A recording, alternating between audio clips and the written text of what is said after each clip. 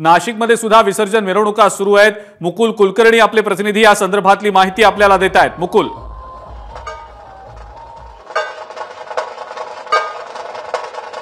अजिंक्य, आता एक एक करत मानाचे गणपती गेले आपण बघतोय भव्य अशी गणपतीची मूर्ती आपल्याला बघायला मिळते आहे। नाशिकचा मानाचा गणपती हा आता मार्गस्थ होत आहे।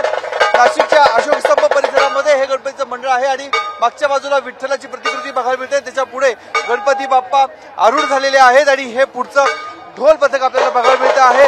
वाजत गाजत असं धूमधडाक्यामध्ये बाप्पाची मिरवणूक निघालेली आहे। तालबद्ध असं इथे ढोल सादरीकरण केले जात आहे।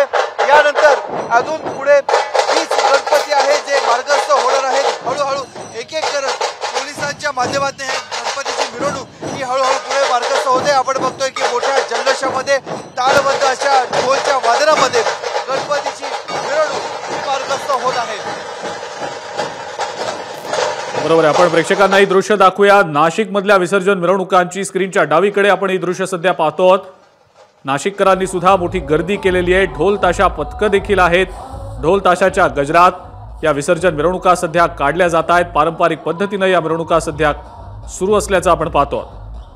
दोन दृश्य आपल्या स्क्रीनवर, स्क्रीनच्या डावीकडचं दृश्य नाशिक मधलं, तर उजवीकडचं दृश्य मुंबईतल्या श्रॉफ बिल्डिंग जवळचं। या श्रॉफ बिल्डिंग मधनं ज्या काही गणेश मंडळांच्या मूर्ती जात असतात विसर्जनासाठी त्यांच्यावर फुलांची उधळण केली जात असते, पुष्पवृष्टी होत असते आणि या ठिकाणी सुद्धा मोठी गर्दी असते गणेश भक्तांची। मुंबईकर या सगळ्या बाप्पांना पाहण्यासाठी म्हणून श्रॉफ बिल्डिंग जवळ दरवर्षी गर्दी करत असतात। एबीपी माझावर राज्यातल्या महत्त्वाच्या शहरांमधल्या विसर्जन मिरवणुकांची प्रत्येक अपडेट आज दिवसभर आपण पाहणार आहोत।